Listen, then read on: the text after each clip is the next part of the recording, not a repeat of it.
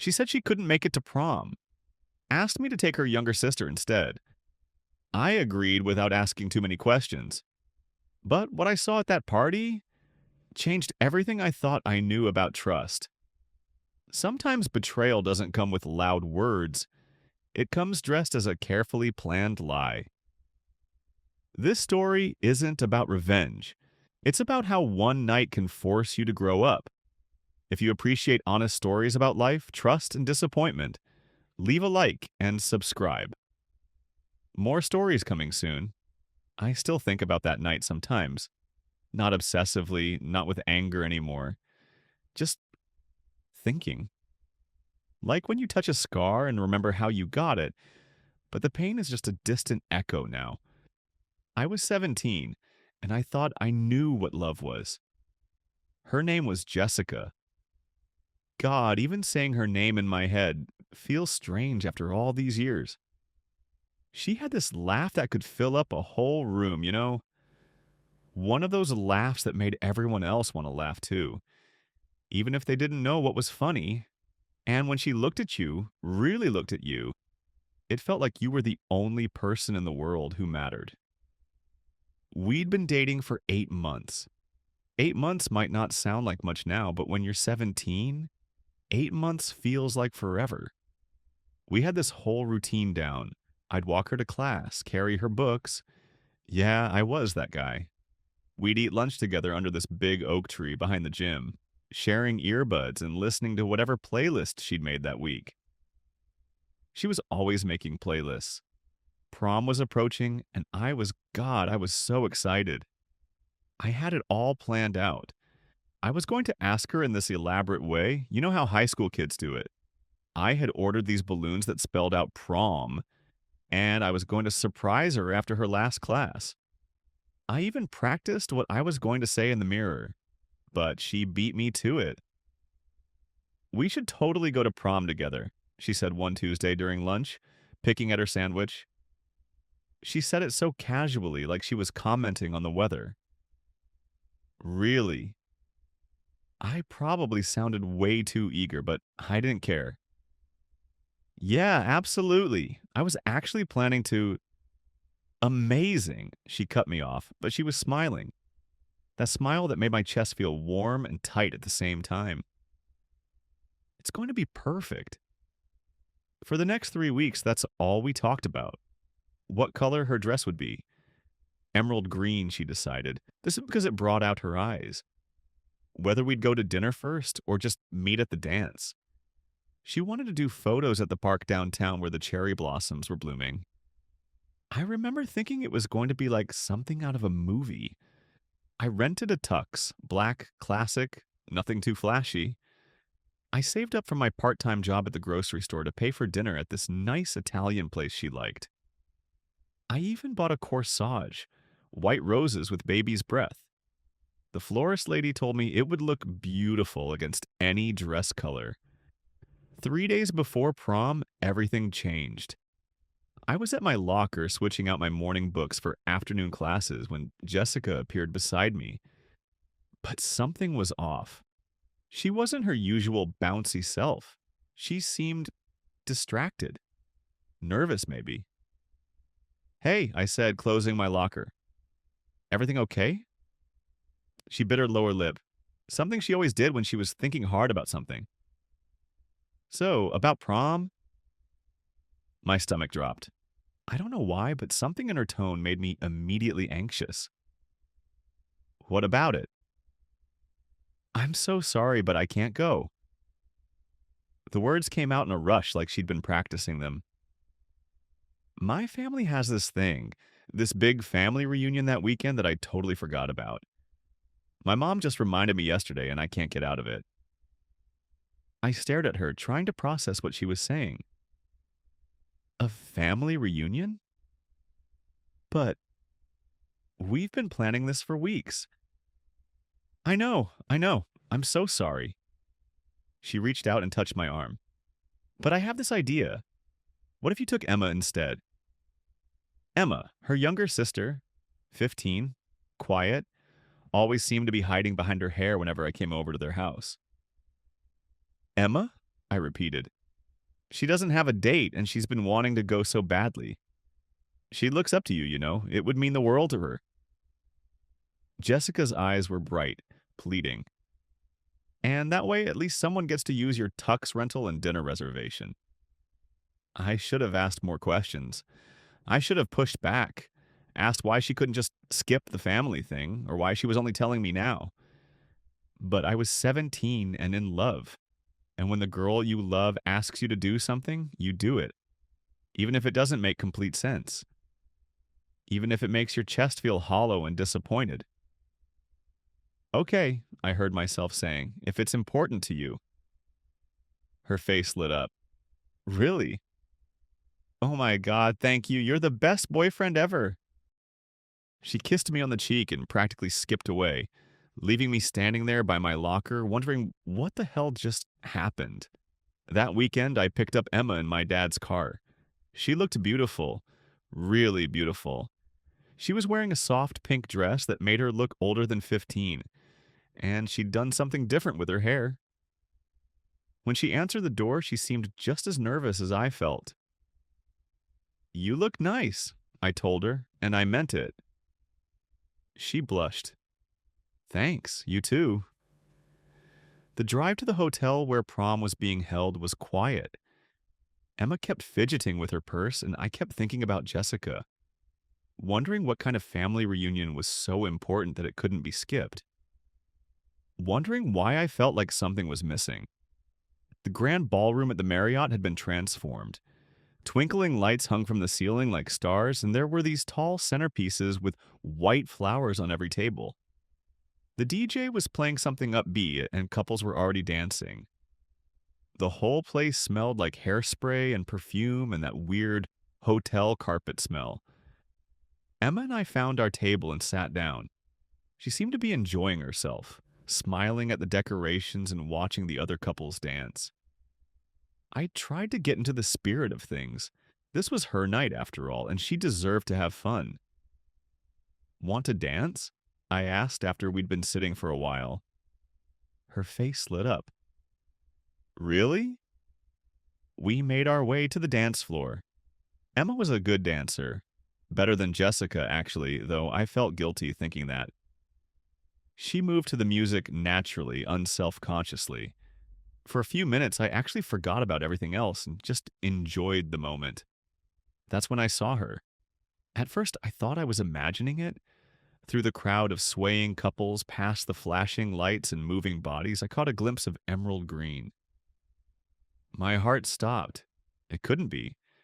But as the song changed and people shifted positions, I saw her clearly.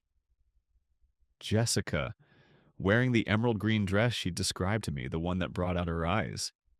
She was dancing, but not alone. She was with Derek Morrison.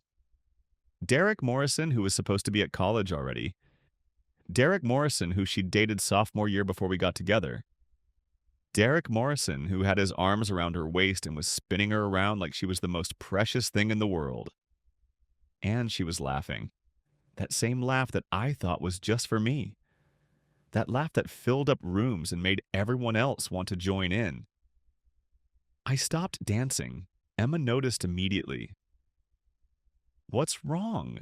She asked, following my gaze. I couldn't speak. I couldn't move. I just stood there in the middle of the dance floor watching the girl I loved dance with someone else at the prom she'd told me she couldn't attend. The music seemed to get louder and more distorted. The lights felt too bright. My tux felt too tight around my chest, like I couldn't breathe properly. All around us, couples kept dancing, oblivious to the fact that my world was collapsing in slow motion. Jessica hadn't seen me yet. She was too caught up in whatever Derek was whispering in her ear. Too caught up in being at the prom she'd claimed she couldn't go to because of a family reunion that apparently didn't exist. Is that? Emma started to ask, but she didn't finish the question. She didn't need to. I watched as Derek leaned down and kissed Jessica's forehead, the same way I used to kiss her forehead when we said goodbye after school. I watched as she tilted her head back and laughed at something he said. I watched as they moved together like they'd been practicing. Like this wasn't some last minute thing. Like this had been planned all along. That's when it hit me. This wasn't about a family reunion. This wasn't about Jessica being too busy or forgetting about some prior commitment. This was about her wanting to go to prom with Derek instead of me, but not having the courage to just say so. So instead, she'd convinced me to take her little sister. She'd found a way to get what she wanted without having to break up with me or hurt my feelings directly. She could have her cake and eat it too. Keep me as the safe, reliable boyfriend while getting the exciting prom night with the college guy. And I'd made it so easy for her. I'd said yes without asking questions. I'd been grateful that she'd found a solution that meant someone could still use my dinner reservation. The anger hit me first, white hot and sharp. Then came the humiliation, spreading through my chest like spilled coffee. But underneath it all was something else. A sadness so deep it felt like drowning. Emma was still looking at me, waiting for me to say something or do something. Around us, other couples continued dancing. The song was ending, transitioning into something slower. I could have made a scene. I could have walked over there and confronted them both. I could have demanded an explanation, called Jessica out in front of everyone. Part of me wanted to, but looking at Emma, sweet, 15-year-old Emma who'd been so excited to be here, who'd gotten dressed up and done her hair, and was having the time of her life until 30 seconds ago, I realized that making a scene wouldn't change anything. It would just ruin her night too. And maybe that's when I started growing up. Right there on the dance floor of the grand ballroom, surrounded by the smell of hairspray and the sound of bad DJ transitions. "Come on," I said to Emma, taking her hand. "Let's get some punch." We walked off the dance floor together. As we did, I caught one more glimpse of Jessica and Derek. She was laughing at something he'd said, her head thrown back, completely unaware that I'd seen her. Completely unaware that in that moment, everything I thought I knew about love and trust and honesty had shifted forever. Emma and I spent the rest of the night talking. Really talking. She told me about how nervous she'd been when Jessica asked her if she wanted to go to prom with me. How she'd had a crush on me for months but never said anything because I was her sister's boyfriend. How she'd felt guilty about being excited when Jessica said she couldn't go. I wondered why she wasn't more upset about missing it, Emma admitted as we sat at our table, sharing a piece of chocolate cake. She loves dances. She loves any excuse to get dressed up. I should have been angry at Emma for not telling me what she'd suspected, but I wasn't. If anything, I was grateful to her for giving me a reason to be there, to see the truth for myself. We left early, not because either of us wasn't having fun, but because staying felt dishonest somehow. In the parking lot, as we waited for my dad to pick us up, Emma looked at me with these serious eyes that seemed way too old for 15. "Are you going to tell her you saw her?" she asked. I thought about it. "I don't know," I said honestly. As it turned out, I didn't have to decide. On Monday morning, Jessica was waiting by my locker, practically vibrating with excitement. "How was the family reunion?" I asked before she could say anything. Her face fell slightly. "Oh, it was, family stuff. Boring." She recovered quickly, smiling again. "But how was prom? Did Emma have fun? I want to hear everything." I looked at her, really looked at her. At the girl I thought I loved, who was standing there lying to my face with a smile. And I realized that whatever I'd felt for her, whatever I'd thought we had been built on something that wasn't real. "It was great," I said. "Really great." I never told Jessica what I saw that night. We dated for another month before she broke up with me, claiming she needed space to figure out what she wanted. I heard through mutual friends that she and Derek got back together officially that summer. Emma and I stayed friends. More than friends, actually. We started dating the following year after she turned 16. My parents thought it was weird at first, dating my ex girlfriend's little sister. But Emma wasn't just Jessica's little sister, she was her own person. Quieter than Jessica, more thoughtful, more honest. We dated all through the rest of high school and into college. We broke up eventually, amicably, when we realized we wanted different things. But she taught me something important about love, that it's not just about the feeling in your chest when someone smiles at you. It's about trust. It's about honesty. It's about being with someone who wants to be with you, not someone who settles for you while wishing they were somewhere else. Sometimes I wonder what would have happened if I'd confronted Jessica that night. If I'd walked over to her and Derek and demanded an explanation, would she have been embarrassed? Would she have tried to explain it away? Would it have changed anything? But I think I handled it the right way. Because the truth is, seeing her there with Derek told me everything I needed to know. Not just about her, but about what I deserved. About what real love actually looks like. I'm married now to someone I met in college. Someone who would never ask me to take her sister to prom so she could go with someone else. Someone who, when she says she loves me, I believe completely.